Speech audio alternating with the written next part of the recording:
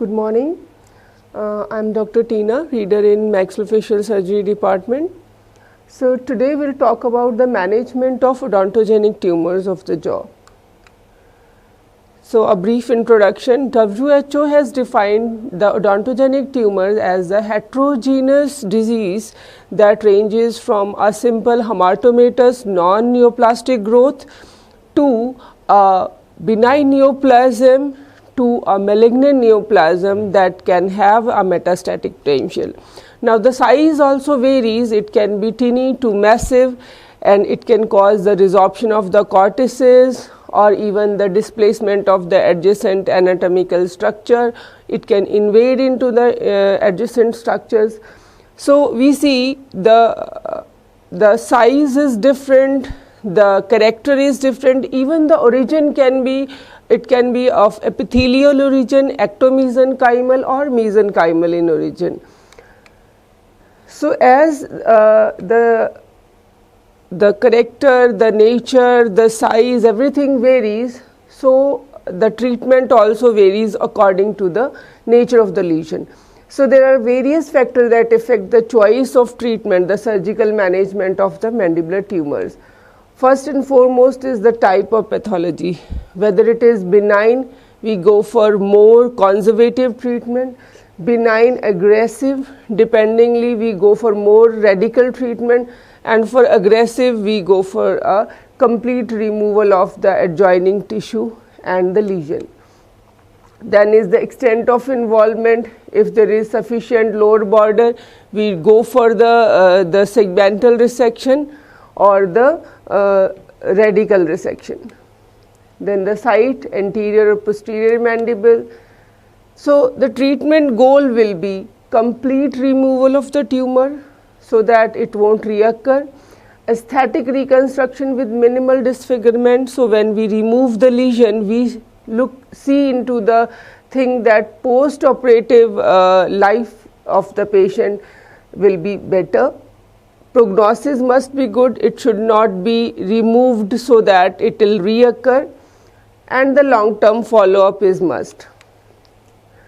So we do the evaluation first, radiographic depending on what anatomical structure is involved, or CT scan or MRI if it is also involving the soft tissue adjacent to the bone. So we go for a stepwise approach. First is the examination, inspection, palpation, auscultation. We have studied all this in detail previously.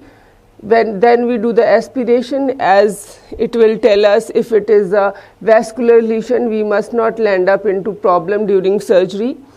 Biopsies must, so that we know the aggressiveness of the reoccurrence of the lesion, and then we go for a more definitive operative procedure after coming to a proper conclusion after biopsy, the radiographic examination and the physical examination. Now we have different surgical options ranging from a very conservative marsupialization to a radical en bloc resection, mandibulectomy, maxillectomy, depending on what structure is involved. So one is the marsupialization, where we create a window, we create a discontinuity. Then is the enucleation, wherein we remove the whole lesion and do the curettage. After that we do the peripheral ostectomy. Sometimes we do it physically with the burr, or we do it with the chemical like carnoise solution, and so many other things are involved. Then is the segmental resection, wherein we remove the segment 1 centimeter adjacent to the radiographic margins of the lesion. And then the en bloc resection, the discontinuity is created, the whole height of the mandible or maxilla, whatever is involved, is removed. So the excess incisions are intraoral or transmucosal excess if we are going for a more conservative treatment, combined intraoral and extraoral approach in case of mandible, and combined intraoral and visor approach in case of the maxilla.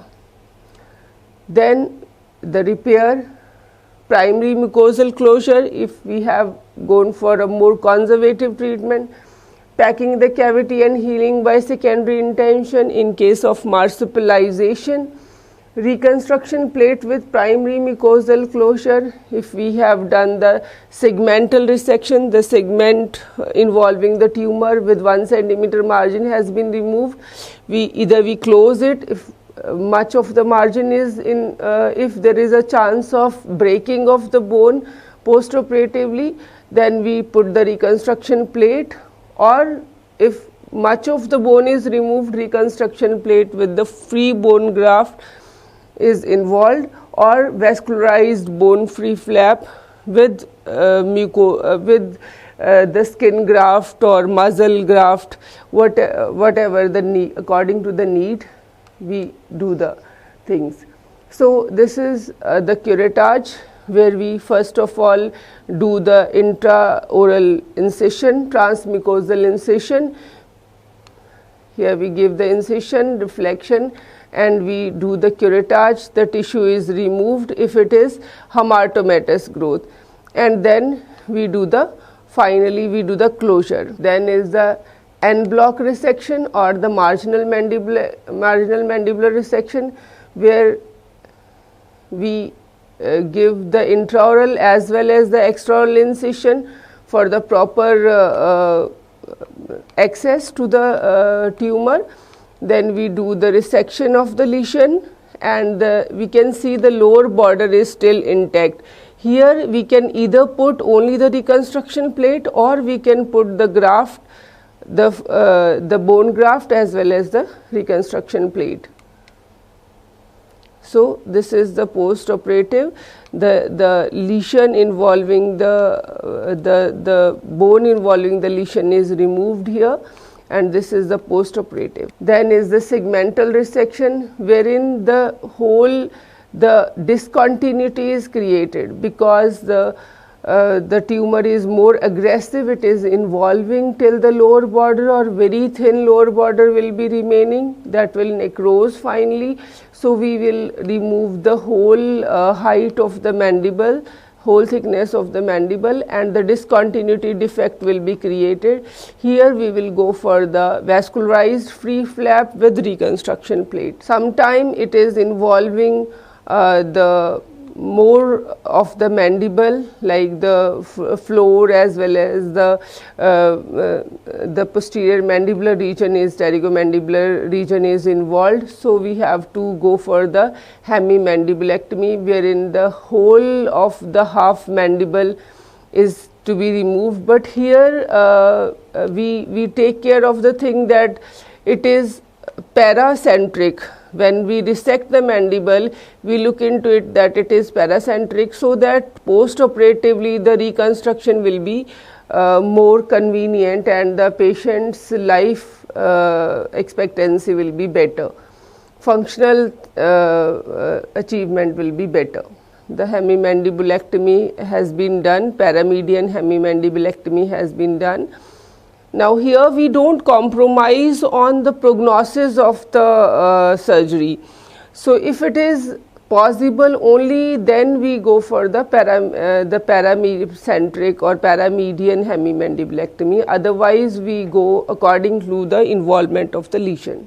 So then the maxilla, same thing. If it is more benign type of tumor, we go for the marginal maxillectomy. If it is more of the aggressive tumor, we go for the Weiser approach. We go for the extraoral as well as intraoral approach and remove whole of the pathology with the half of the maxilla. So that is maxillectomy, hemimaxillectomy. These are the palatal incisions. Okay.